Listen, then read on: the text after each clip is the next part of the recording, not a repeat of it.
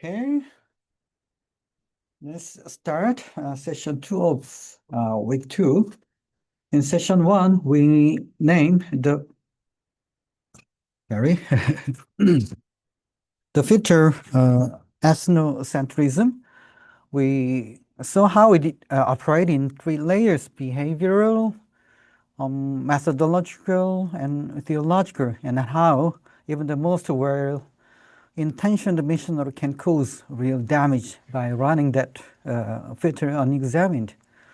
We also introduced neo-ethnicity, the idea that culture is not a single unified thing, that the people in your congregation or community may share a name, a language, a religion, and inhabit completely different cultural worlds. This is a tendency of modern world today. Now session two goes one layer deeper, where we move from the filter to what produces the filter, from behavior to the structure beneath behavior, from culture to what drives culture. The structure has a name, worldview.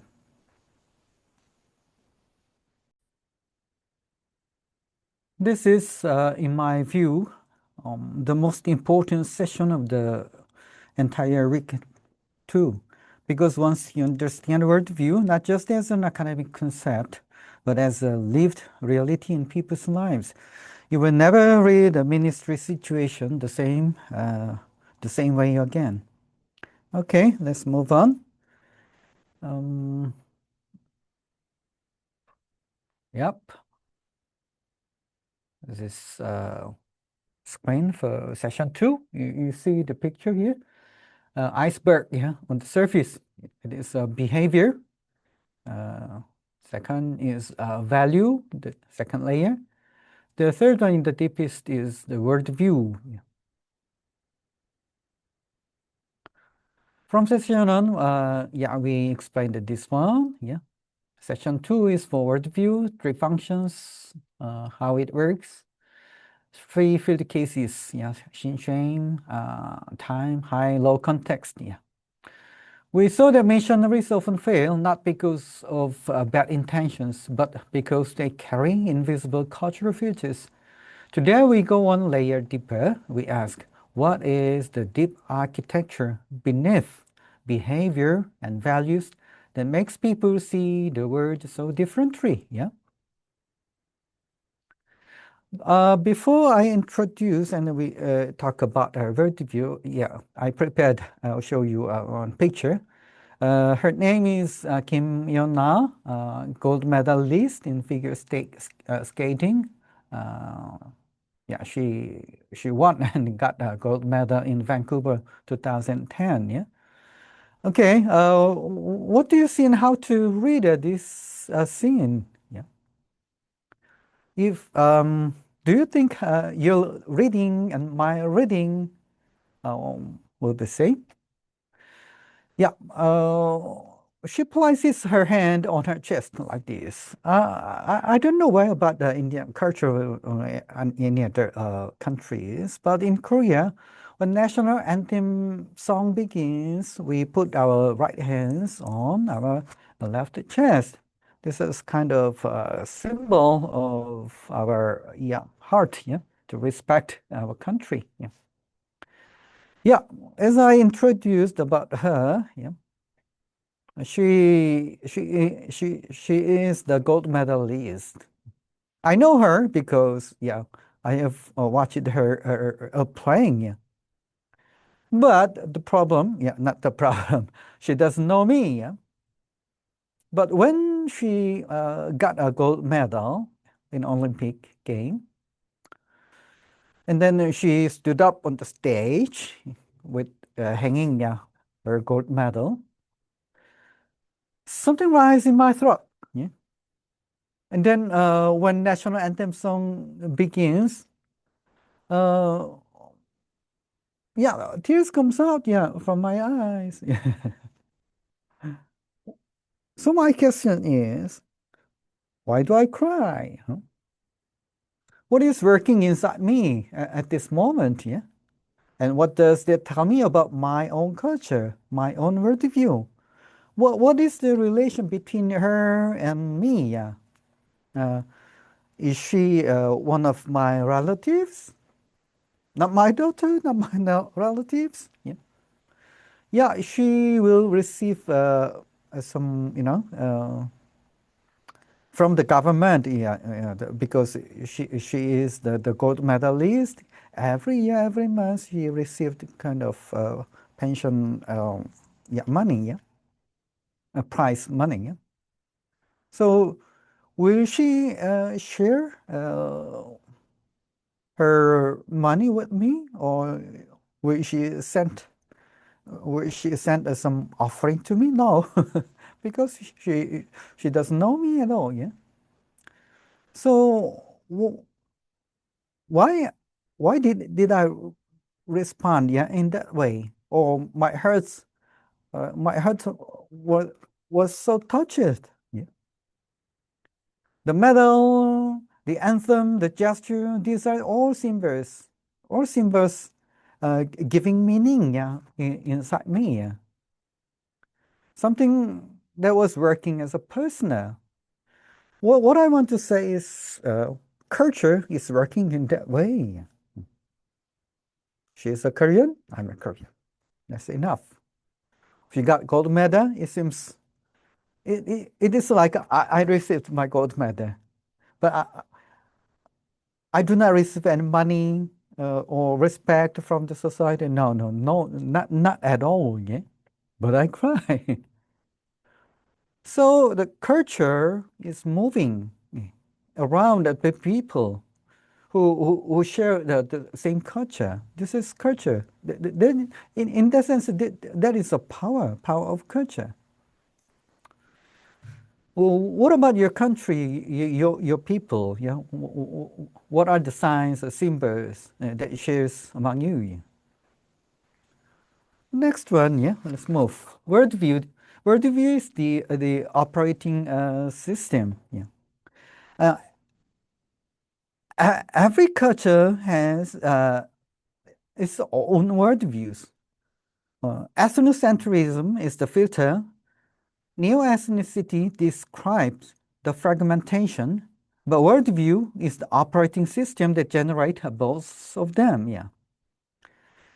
So yeah, here worldview is the set of fundamental assumptions through which a person interprets reality, the self, other people, time, morality, and ultimate meaning, usually without knowing it. Yeah. So that's why I said this, the worldview is the operating system. Read the definition again slowly. Notice the phrase without knowing it. Yeah, yeah, without knowing it. That's the crucial part. A worldview is not a philosophy you consider consciously adapt.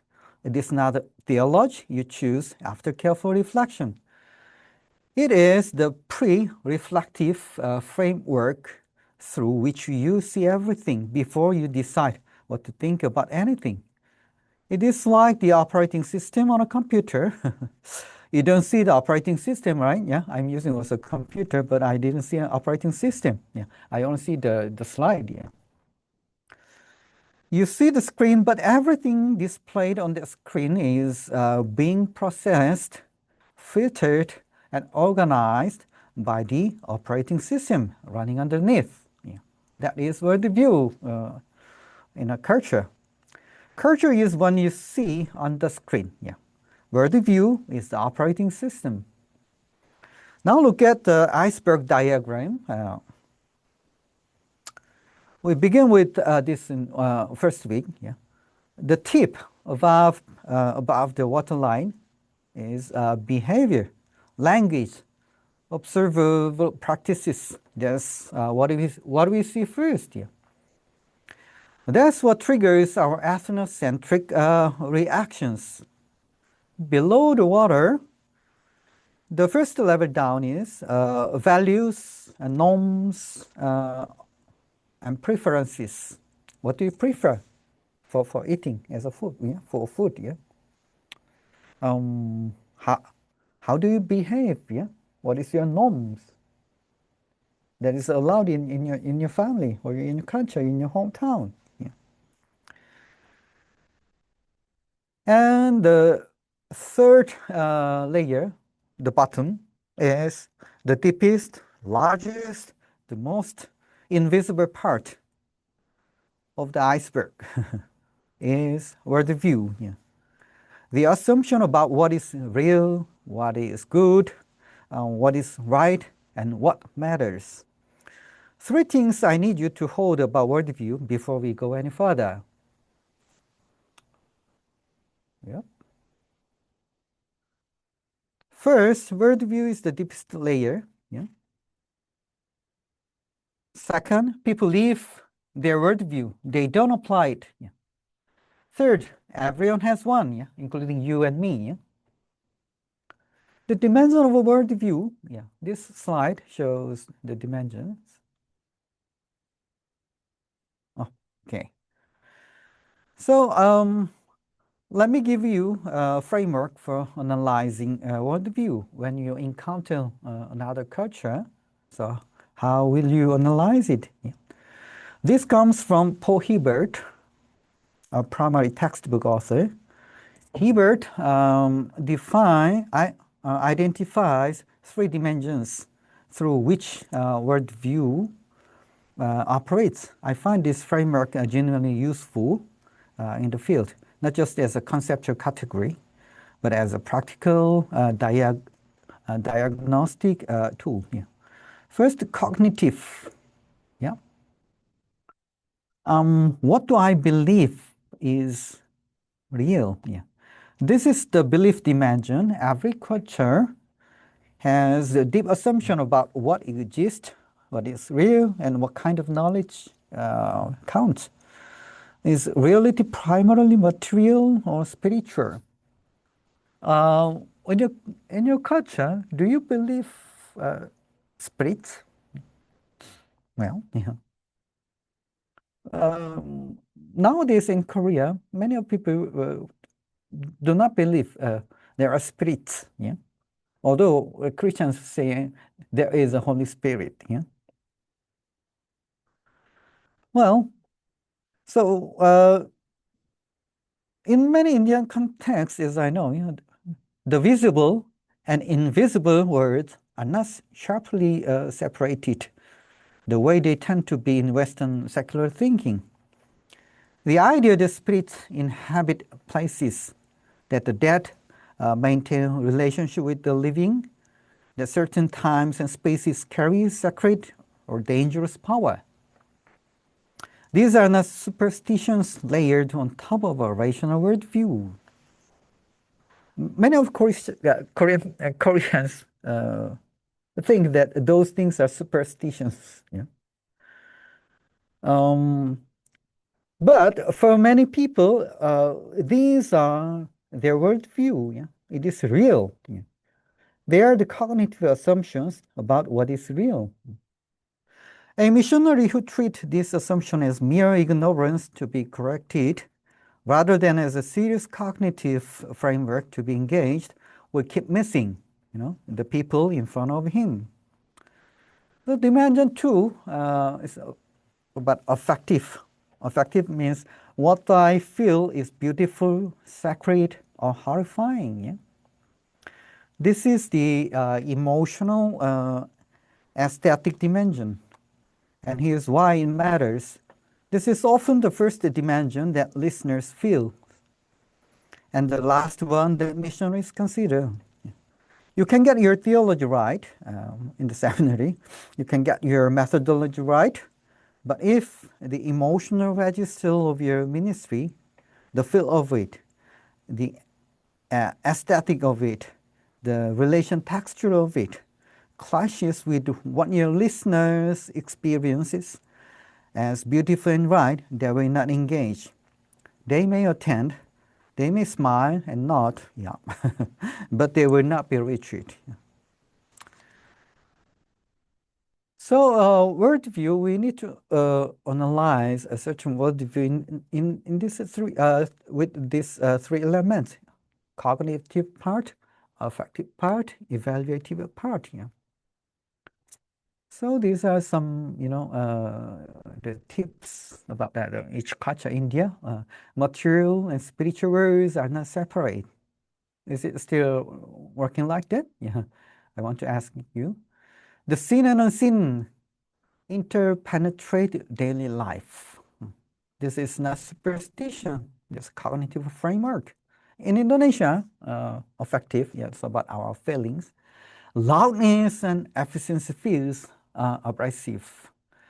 Quietness and relational warmth feel beautiful.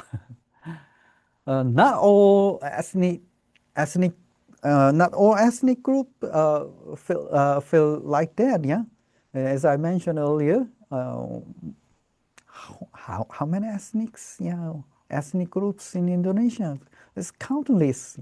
So yeah, most of them, many of them, very accept keep uh, this kind of cultural element, but um, some tribes, ethnic group, are quite different. Yeah.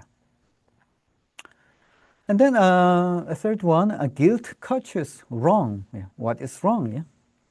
Wrong is low broken, yeah, for Koreans. Yeah. Some some part still, yeah, we have a shame culture. But shame culture, in shame cultures, wrong means face lost. Yeah. So we share our gospel, but we need to consider in that culture what is preferable. Yeah. Very different moral grammar requires different language.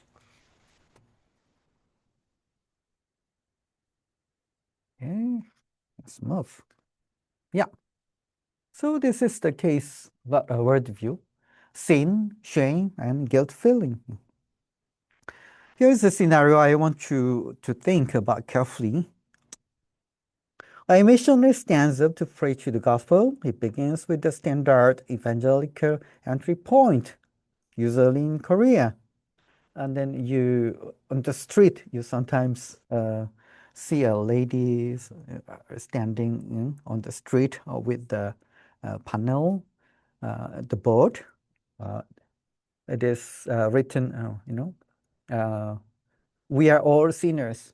Jesus is a savior.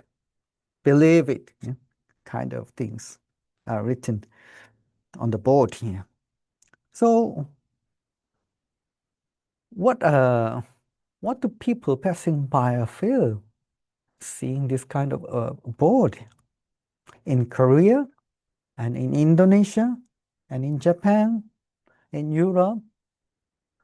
Will the people react in the same way?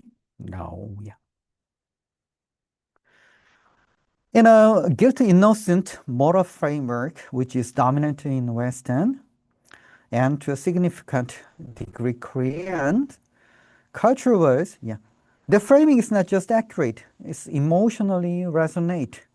The listener understands brokenness as legal violation. Salvation is understood as a acquittal. Yeah. You are forgiven means the verdict has been reversed. The whole framework coheres. But now imagine the same sermon delivered to a community operating primarily within a shame honor worldview. For instance, yeah, Southeast Asian, Indonesians, yeah. In a shame honor framework, wrongdoing is not primarily experienced as a violation of law. It is experienced as contamination, loss of faith, rupture of community belonging. The question is not, am I guilt before a judge? The question is, am I clean? Am I honorable? Do I still belong? Yeah. So people feel different ways. Now here is what I want you to notice. The problem is not theological. The gospel absolutely addresses both frames. Scripture contains both legal acquittal and cleansing, restoration and adoption into God's family. The problem is translation. The missionary has translated the gospel into one cultural moral grammar, the guilt, innocence grammar, and assumed it was the universe grammar. No, it is not. In shame honor context, the gospel language that resonates most deeply is often cleansing, restoration, being brought back into belonging, honor recovered, not through human achievement, but through what God has done. This is not changing the gospel. This is being faithful to the full gospel and translating it into the moral language that that people actually understand in their bonds. For those who you're working in India, you know the weight of this. The pollution, purity, structures of caste, the centrality of a family honor, the experience of conversion as social rupture. All of these are directly connected to a shame honor moral worldview. This is not background information. This frontline ministry intelligence. Case two, time is not universal, linear versus event orientation. Well,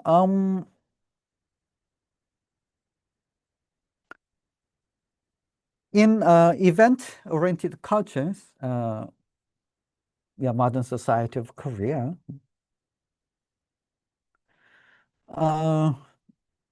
that means what should I say? For us, time is kind of resource. But in some other cultures, it's a bit different. We think time is manageable, time is money. But for Indonesians, maybe some, time is the container of an event. An event begins when the community is scattered.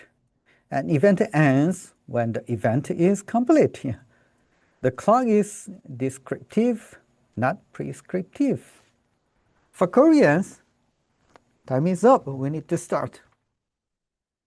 Oh, it's already 10 o'clock. We need to finish.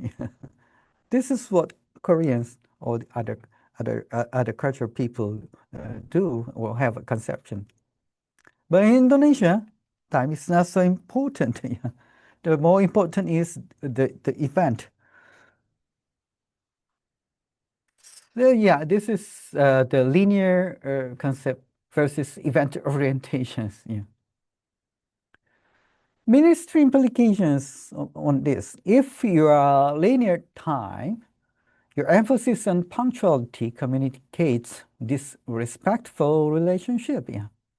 Structured programs feel coercive. Build in relational time. Let meetings breathe. Judge outcomes by relationship depth, not schedule adherence. So you need to recognize about yourself and about the people you serve. Are they time-oriented or event-oriented? This is a very simple things. It is deeply rooted in their worldview, how they view their lives and relations. Many Koreans are influenced by the Western culture, so nowadays the punctuality is very important. Case three, the message behind the message. As I mentioned, it's about high context and low context. What does it mean, high context and low context? Let's talk about low context first. Countries like USA, Germany, Netherlands, including Korea nowadays, meaning lives in explicit word. What I say means that is my heart, my thought. Yeah, written contract, very important. Yeah, this kind of document.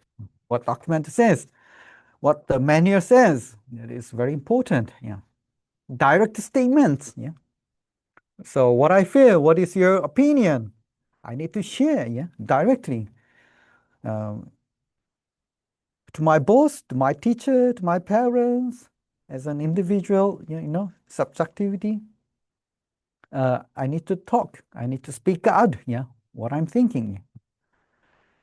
Ambiguity means failure to communicate. Yes means I agree. Yes, it means yes, in many cases. But in a high context culture, India, or some part of Korea, Japan, Indonesia, meaning lives in context and relationships. Non-verbal cues, silence. Silence is also has a meaning. Yes may means I hear you. Okay, let's consider the ministry implication.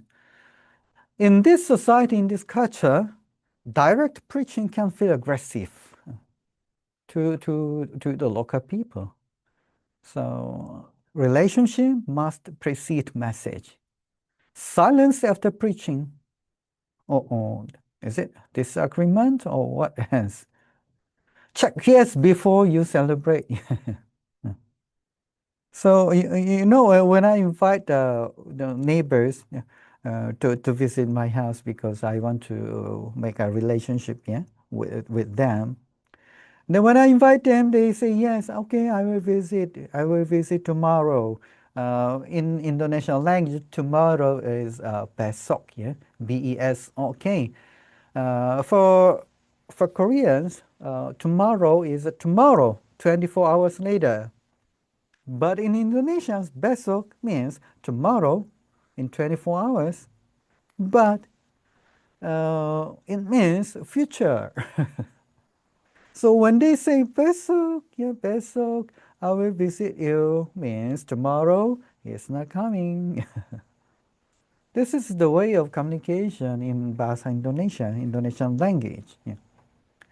So just imagine when we preach, when we share something, our thought, sermon, whatever, using the local language, do we really understand its hidden meaning? Yeah? That will be the problem.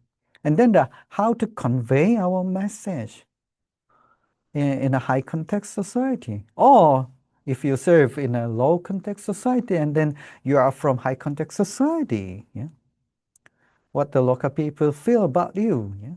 So we need to understand both myself and themselves. So Edward Hall say in that way, a high context communication or message is one in which most of the information is already in the person, while very little is in the coded, explicit, transmitted part of the message. Yeah. So I have to learn a lot, yeah, when I served in Indonesia. Okay, reading between the lines to field cases. Yeah. Oh, this is what I experienced in Indonesia. In our house, there was a helper lady, and then we found that my wife's clothes are gone away. Yeah? And then later we found that this local lady took some clothes. We know that, but we are so cautious, careful how to deliver, uh, to talk to her to solve this issue. Yeah? In Korea, yeah, I have to say this is kind of, uh, sin, yeah. Very offending, breaking relations. Yeah. But in high context culture, the problem is Direct admission means public shame. Yeah. So the helpless assignments was not deception. Yeah. But we read it as a deception. It was the only face-saving option available in Indonesian culture. Wait, not all Indonesians, but yeah, in our area. The cultural script is indirect, dropping hints, align the problem to deserve without confrontation. So, do you know what my wife, how she solved this problem? And then she just shared, yeah, to that lady, helper. Oh, well, where's gone my clothes shirts? Yeah, it's been for 2 weeks. I have not seen. Yeah, and then finished. She didn't say, Miss, calling her name. Um, did you take my clothes? Usually we do in Korea, but my wife couldn't do that in that way. And then because she learned also local culture, so she just said, "Oh, where is my clothes?" in that way. And then 1 week later, the clothes was in the drawer. Second case, it was the phone bill. The when we open, the rental office for gathering, student ministry, and we installed the local phone, line phone, and then one of our member, the tap into the ministry office phone line for his personal use, yeah. Nowadays we use a handphone, but during that time, no handphone, there was a line phone, yeah, line phone. So he tapped into it and then took it to his room, and then he used a phone.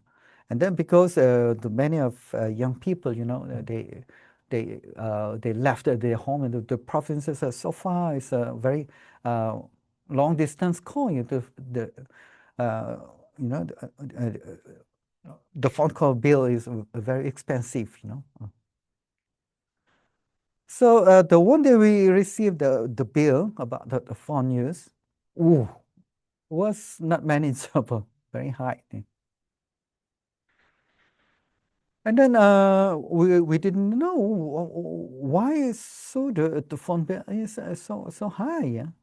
But later, uh, the people in our group, they already knew why so the bill is high.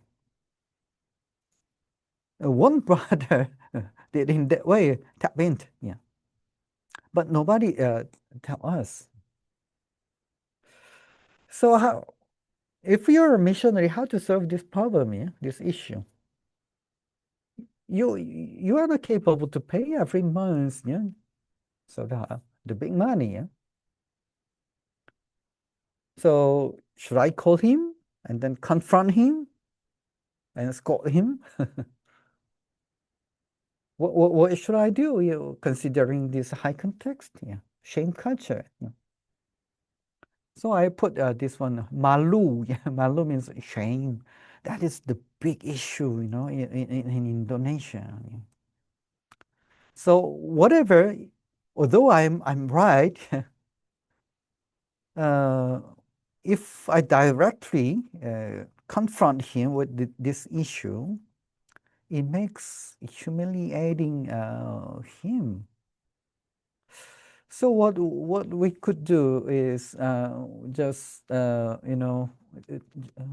just the same way just before, yeah. I shared about my wife's case.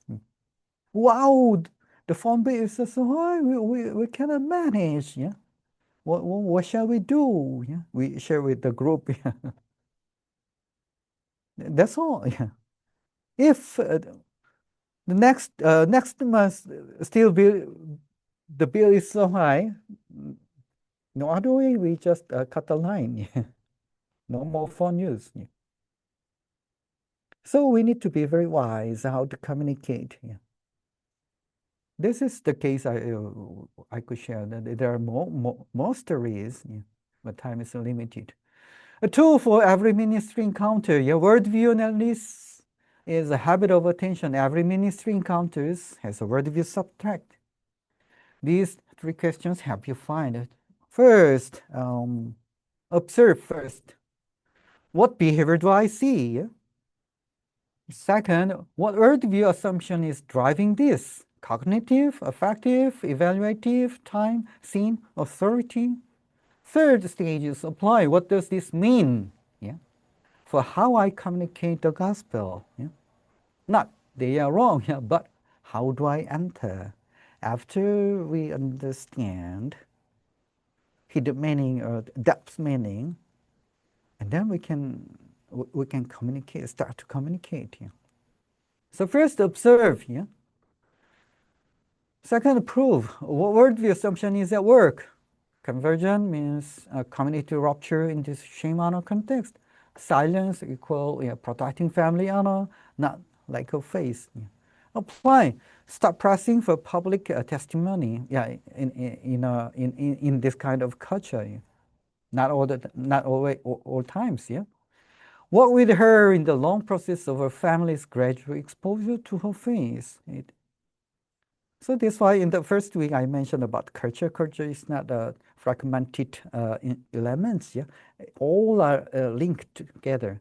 That's why Clifford Gibbs said that the web of meaning, yeah, tightly linked together. Okay, you are the expert applying this in India. Yeah.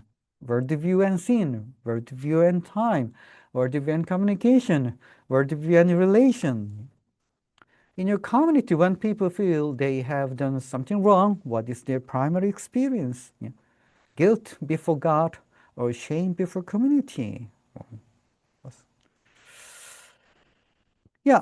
Second, does your church operate on clock time or event time? How does this shape expectations about worship lengths, meeting schedules, or even meeting out discussion that's going on? And pastoral availability. Question 3, yeah? Is your context high context or a mix? When a member says nothing after a decision, does that mean consent or discomfort? They cannot voice. For Koreans, it's a real matter. Yeah. What we covered this week is in the session 1, ethnocentrism, the invisible filter we carry, 3 layers: behavior, methodological, theological. Now we shared field cases, like the disciple with a knife in Indonesia and Vietnam. What was your case? The worship transplant, yeah, silent failure, yeah. We plant a church, but Korean style church. Preaching is also same, Korean style. Do we really understand their situation, environment, yeah, their conditions? So what is the antidote we need to keep? Ask first, observe, and be aware of, and react slowly. It needs time, yeah? It needs time. And then the concept I promote is neo-ethnicity in modern age, yeah? Neo-ethnicity is rising, yeah? Same culture, same language, but different groups in one ethnicity. Different cultural words, yeah? 3 axes of fragmentation, yeah? Geography, class, generation, so and many other elements are affecting today's society. So what is the most powerful, element now affecting your society? In session 2, simply we deal with the worldview. Worldview is working in the deepest level, cognitive, affective, evaluative. These are all the worldview. Case 1, guilt, innocent versus shame honor. Case 2, linear event time. Case 3, high context versus low context, and so many other things we could study. So review what we have dealt with for these last 2 weeks, including today. Think of culture, your culture. Think of your lens. And I think of your people you serve. And then consider that all we are using our lenses. That is called ethnocentrism. And talking about ethnocentrism, I introduced a new term, Koreanism. Maybe for Indians, you might have Indianism. For Americans, they have Americanism. Not because they are nationalists, yeah? Because they were grown in that culture. So all the feelings, the values, the way of life, all these things are formed in a particular culture, in a particular way to think, in a particular way to behave. That is culture. So there is a small assignment.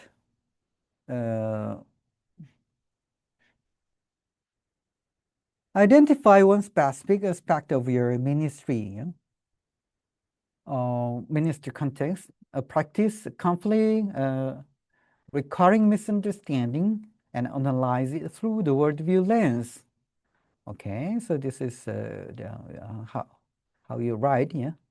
Describe what you observe. Name the worldview assumption operating behind it. It's your analysis using this kind of terms. Suggest one practical ministry implication, what we could learn, yeah, from this, what we realize, and how can we solve the problem. Next week, we move on to next theme, that is religion as a cultural phenomenon. So it will be a little bit difficult from a theological perspective. I treated religion as a cultural phenomenon. So see you next week. And then if you have any questions or need any other help, just contact me through the email I put in. Thank you very much. See you